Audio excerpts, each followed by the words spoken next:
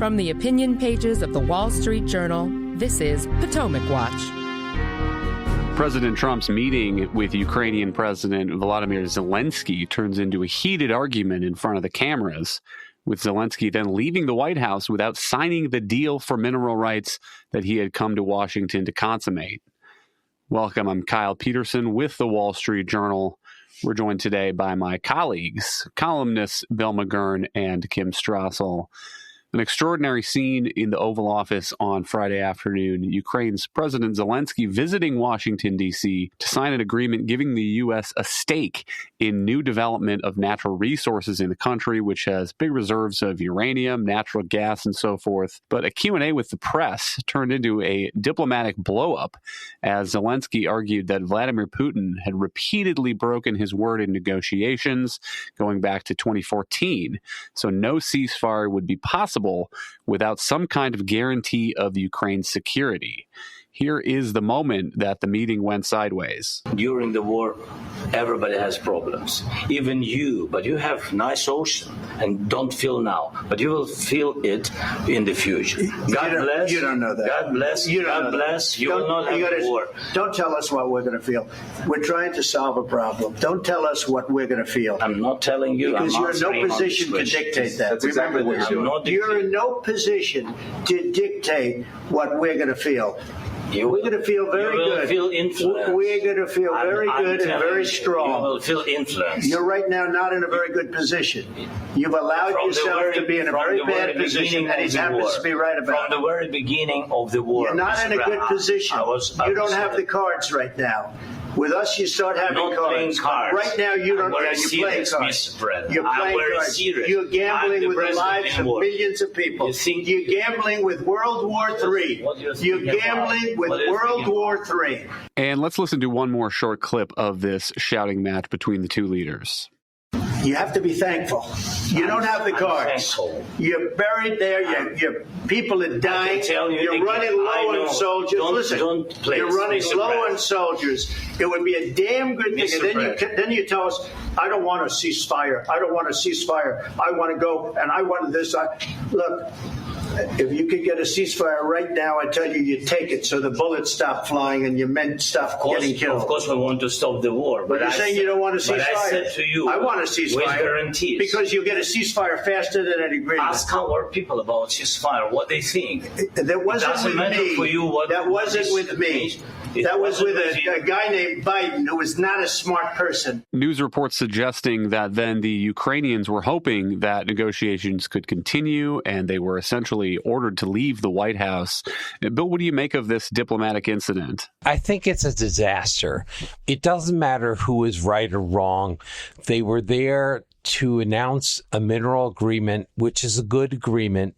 It's only a small step, but it's an important step, good for both sides.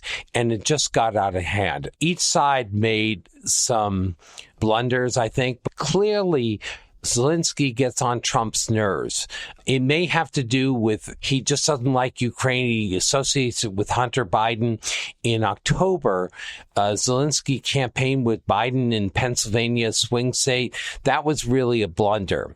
He clearly didn't think he was deferential enough. There's no right or wrong. What matters is, does it get us to a deal or not a deal? And this took us away. I think the impetus now, again, is not to parse who is correct in the points they made. What do we have to do now to get a deal? You know, these kinds of disagreements, when I worked in the White House, are very common when a foreign leader or foreign representatives sit down with the president's representatives. But they're usually in the back room, and it's important for them to speak out so they know where each other stand. But when they're in public, they kind of put you in a position of having to stick by a position you staked out in it and make it more difficult to reach an agreement. So I think it was really a disaster. It can be repaired, but right now, if I were both sides, I'd be looking, what can I do to get these back on track? And I think they can be put back on track. It just means each side, probably Zelensky more, swallowing a little crow to get the deal done. But is there a fundamental impasse here on the ordering of the negotiations for what is hoped to be an end to this war, Kim? Kim, because the position that is being taken by President Trump is that we get a ceasefire deal and then we can figure out some kind of security arrangements. When the United Kingdom's Prime Minister Keir Starmer was in town on Thursday, Trump said that he thinks Vladimir Putin would keep his word. He said, I've spoken to him. I've known him for a long time now. We had to go through the Russian hoax together. So he thinks that a ceasefire deal negotiated under President Trump would hold. And what Zelensky was raising was the history, in his view, of Vladimir Putin not keeping his word, Russia not keeping its word toward Ukraine, going back to the Budapest Memorandum, 1994, when Ukraine gave up its nuclear weapons in exchange for guarantees, including a Russian promise to respect its territory.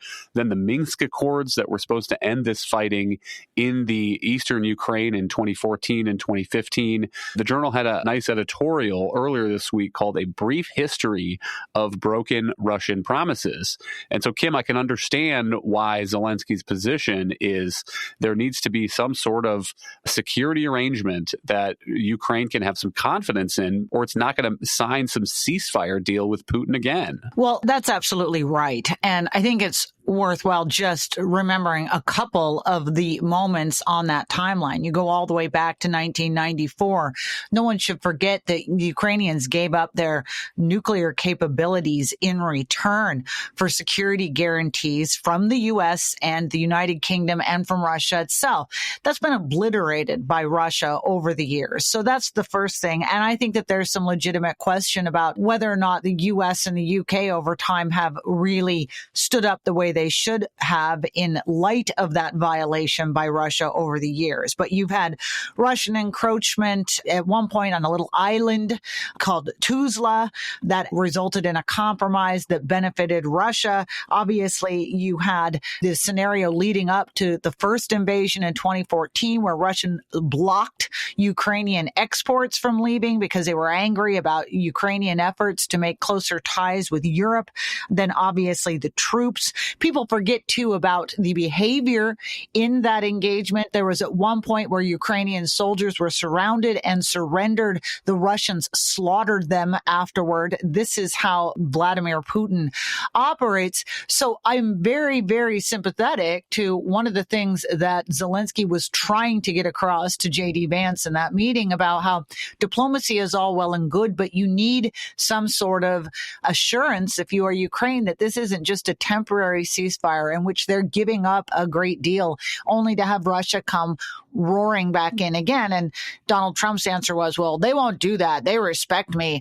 And that may well be true. I certainly think that Putin would think twice about Donald Trump in office and violating something. But Donald Trump will be there for 4 years and 4 years more alone. And what comes after that? I don't necessarily think that you can't have a negotiation and agreement that encompasses all of those things at once, Kyle, that you mentioned, a ceasefire, some sort of security agreements, the Europeans stepping up to the plate, etc. But Bill makes a really valid point. The merit and the benefit of this rare earth mineral deal is it was one piece that could be done in isolation and that could potentially change. It was a step forward and could potentially change the framework of what came next in light of it, depending on how it was phrased and signed. That needs to be the priority at the moment, in part, just to get both sides back on the same negotiation table again for whatever comes afterward. Hang tight. We'll be right back.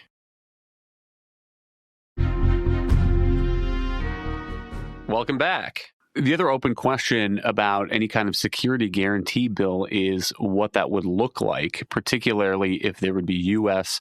participation in that, which President Trump seems reluctant to offer. There are a couple of European countries, I think, that have suggested they would be willing to participate, maybe have some boots on the ground there. And that was the context for the meetings by European leaders, French President Emmanuel Macron and British Prime Minister Keir Starmer earlier this week.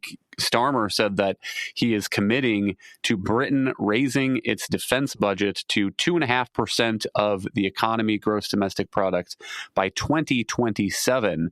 But Bill, the question is whether if the U.S. is not part of this security guarantee, whether the Europeans are capable of holding that up themselves, or if the U.S. tries to say that it's out, whether if Russia moved against them, is the U.S. going to stand by as Russian troops roll over some kind of French, UK, European stabilizing force that is in Ukraine? Those are NATO allies. Yeah, I mean, President Trump has given mixed signals. I think it was yesterday, right, in the Oval Office when he met with Keir Starmer, the British Prime Minister. He was kind of asked that question, and he suggested the British don't need our help. You know, they wouldn't need our help in the event of a Russian act of aggression. So it's very unclear. On the other hand, part of Trump selling this minerals agreement was as a quasi-security guarantee itself. Not boots on the ground, but saying if we had a U.S. interest in there, major U.S. interests, that would deter the Russians from bad behavior because they know they risk alienating us. So all those questions you raised were good ones. They've not been answered. That's why I agree with Kim. This deal, the minerals deal, is very narrow and only an economic arrangement, but it has many implications. And it was important just to get this in the work to kind of change the conversation. So I think it's still the case that it's very important. If Zelensky goes back to Ukraine with nothing, I think that would be a disaster. I would do whatever it takes to appease Trump, get the deal, and then move forward. I think that's the most important thing right now. Look, I don't worry about words that were called name calling. They're bad.